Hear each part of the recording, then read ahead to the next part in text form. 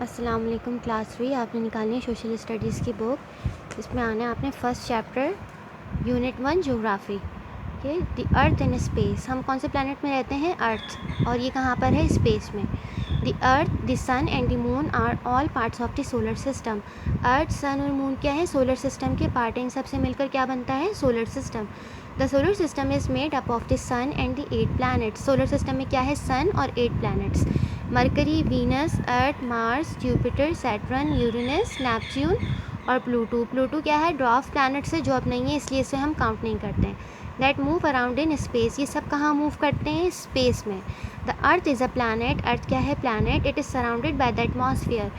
ये किसके? इसके इर्द गिर्द, इसके सराउंडिंग्स में क्या है? एटमॉस्फेयर, हवा है। Which is made of layers of air that keep all living things alive. इस एटमॉस्फेयर से क्या है? सब तमाम लिविंग थिंग्स को ऑक्सीजन मिलती है और वो ज़िंदा रहते हैं। Space is the vast darkness beyond the earth and sky. Space क्या है? बहुत अंधेरा है, ठीक है, दूर दूर तक जो है vast darkness, the earth and the sky. There is no light और एयर इन स्पेस। स्पेस में कोई भी लाइट नहीं है, कोई भी एयर नहीं है। But there are millions of stars and planets. लेकिन क्या है? बहुत सारे मिलियंस ऑफ स्टार्स हैं और प्लैनेट्स हैं। Millions of kilometre away. ये हमसे कितने? बहुत ज़्यादा दूर है, millions of kilometre away from earth. We can see the stars at night. हम रात के वक्त जो है वो स्टार्स देख सकते हैं। But we see the sun during the day. और सूरज को हम कब देख सकते हैं? दिन में।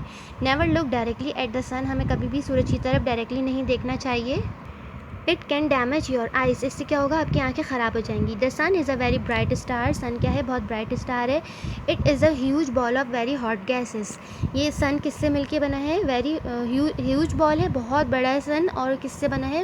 इसके ऊपर क्या है? फायर है। ये बना है very hot gases. And it give us heat and light. इससे हमें क्या मिलती है? रोशनी और heat. It is much bigger than the earth. ये अर्थ से बहुत ज़्यादा बड़ा है। एंड अदर प्लैनेट्स, और तमाम प्लैनेट से भी बड़ा है। The earth is not fixed on in one place. Earth जो है वो अपनी जगह पर नहीं फिक्सड होती है, ठीक है, वो मूव करती रहती है। It spins in anti clockwise direction. Anti clockwise direction में कैसे मूव करती है? इस तरीके से, ठीक है, यूँ करके मूव करेगी। It completes 1 round in 24 hours. इसका जो एक चक्कर है ऑर्बिट के ऊपर, वो कितनी देर में पूरा होता है? 24।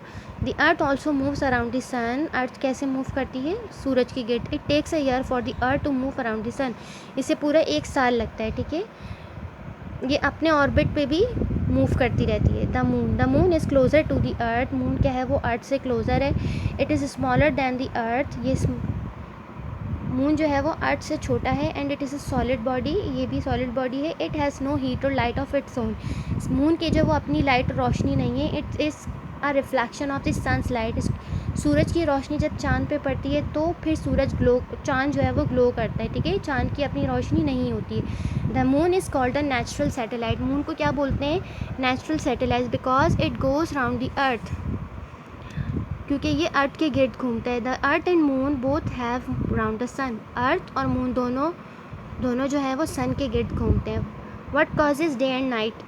डे एंड नाइट कैसे होते हैं? जैसे कि पिक्चर आपको शो हो रही है, ठीक है। इस पिक्चर में क्या है? ये सन है। अर्थ का जो ये वाला हिस्सा है सन की तरफ है, तो यहाँ पर क्या हो रही है? डे। और ये वाला जो हिस्सा है ये दूर है, ये मून की तरफ है, तो यहाँ पर क्या हो रही है? नाइट। सन की जो लाइट है वो रिफ्लेक्ट होकर किस पे पड़ रही है? मून पे। इसलिए इतने हिस्से पे जो है वो यहाँ पर चांद की रोशनी है, यहाँ नाइट हो रही है, और यहाँ पर सन की रोशनी है। ये वाला जो फेस है अर्थ का, ये सन की तरफ है, यहाँ पर मॉर्निंग हो रही है, ठीक है। इस तरह से डे एंड नाइट्स होते हैं। Early in the morning we say the sun is rising. जब सुबह होती है तो हम कहते हैं सूरज तुलू हो गया है। In the evening we say the sun is setting. जब सूरज गुरूब होने लगता है तो हम कहते हैं शाम हो गई है, इवनिंग हो गई है। Actually the sun does not move at all.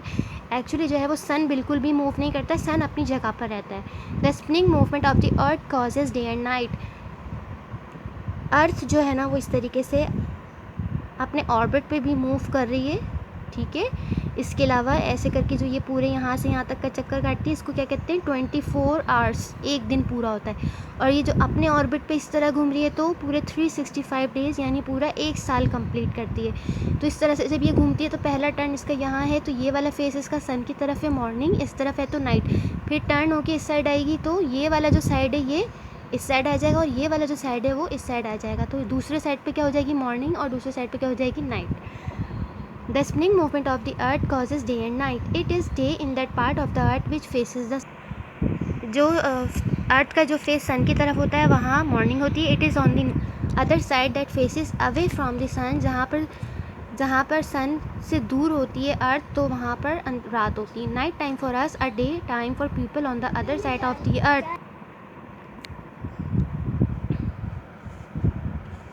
Land and water क्या है?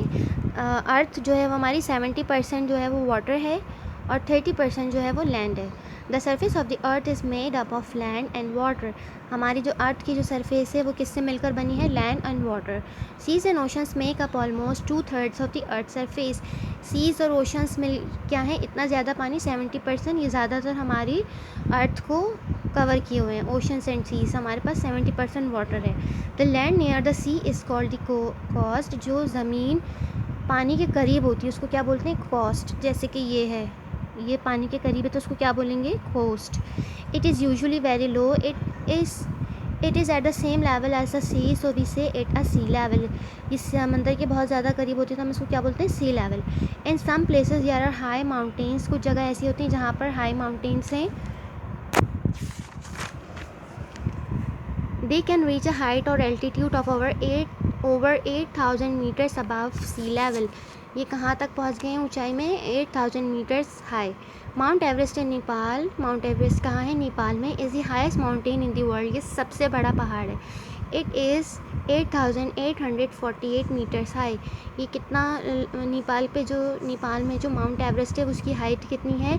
8,848. Large areas of water on the earth are called oceans. जो लार्ज एरियाज़ हैं पानी के उनको कहते हैं oceans. Smaller areas are called seas. जो पानी का कम एरिया उसे कहते हैं seas. Sea water is salty. समंदर का पानी कैसा होता है? नमकीन. Some parts of the oceans are very deep. कुछ ओशन के पार्ट्स ऐसे होते हैं जो बहुत गहरे होते हैं जिसमें डूब जाते हैं. There are waves on the surface of the oceans and seas. इसके अलावा ओशंस और सीज में क्या होती हैं? लहरें बनती हैं. The water in the sea is always moving about. समंदर में जो पानी है वो हमेशा मूव करता रहता है. These movements are called currents. जब पानी की लहरें इस तरीके से आती हैं तो उसको क्या बोलते हैं? Currents. When there is a storm at sea the wind causes high and rough waves. जब तूफ़ान आता है समंदर में तो कैसी हो जाती हैं? लहरें बहुत हाई और रफ. तभी कहते हैं समंदर के करीब नहीं जाएं वरना पानी अपने साथ बहा कर ले जाता है. You should not go to the seaside in stormy weather. It is dangerous. हमें सी साइड पर नहीं जाना चाहिए जब तूफ़ानी वेदर होता है. The deepest point in the ocean is the Mariana Trench in the Pacific Ocean. It is 11,022 meters deep. सबसे deepest ocean कौन सा है? मरीना ट्रेंच, जो कहाँ है? पैसिफिक ओशन मरीना ट्रेंच में है. सबसे गहरा ओशन कौन सा है? Pacific Ocean. वो कहाँ है? Mariana Trench. On the land there are hills and mountains. ज़मीन पर क्या है? हिल्स और mountains. Hills are not as high and steep as mountains. Hills कहते हैं छोटी पहाड़ियों को, वो ज़्यादा पहाड़ों की तरह बड़ी नहीं होती हैं. The low land between the hills और mountains is called a valley. जो हिल्स और माउंटेन के बीच में जो एरिया होता है उसको क्या कहते हैं? लो लैंड होती है, ज़मीन होती है, उसको क्या बोलते हैं? Valley. A high area of land is called a plateau. और जो ऊंची सतह पर होती है ज़मीन उसको कहते हैं plateau. Flat lands and lower levels are called plains. जो सीधी ज़मीन होती है और नीचे की तरफ होती है उनको कहते हैं प्लेन्स यानी मैदान. Some parts of the land have very little water. ज़मीन के कुछ हिस्सों में बहुत कम पानी है. These places are often sandy and rocky and are called desert. वो उन जिन जगहों पे पानी कम है उन जगह को क्या कहते हैं? वैसे कैसी होती हैं? सैंडी. बहुत ज़्यादा सैंडी और रॉकी होती हैं और वहाँ उनको वो क्या कहलाती हैं ऐसी जगह? Deserts. In some parts of the earth there is a lot of ice and snow. बहुत जगह अर्थ के बहुत हिस्सों में क्या है? आइस और स्नो, बर्फ़बारी होती है. And it is very cold. Very high mountains are often covered by snow. बहुत ज़्यादा वहाँ पे सर्दी होती है और पहाड़ों पर भी क्या है? बर्फ़ जम जाती है. In other parts there are thick forest. और बाकी हिस्से में क्या है? घने जंगलात हैं. An area of land surrounded by water on all side is called an island. एक ऐसी ज़मीन जिसके चारों तरफ पानी हो और बीच में लैंड हो तो उसको क्या कहते हैं? Island. A body of water surrounded by land on all sides is called a lake. और जो इसके अपोजिट होता है तो उसको बोलते हैं lake. We get fresh water from lakes and rivers. Lakes और रिवर से हमें मीठा पानी मिलता है. Rivers begins in the mountains and flow down into the lakes और sea. It is important to keep our lakes and rivers clean. जो पानी ऊपर से बह के समंदर के अंदर जाता है उसको क्या कहते हैं? रिवर. ठीक है, दरिया का पानी जो है वो समंदर के अंदर बहता है, इसे कहते हैं रिवर.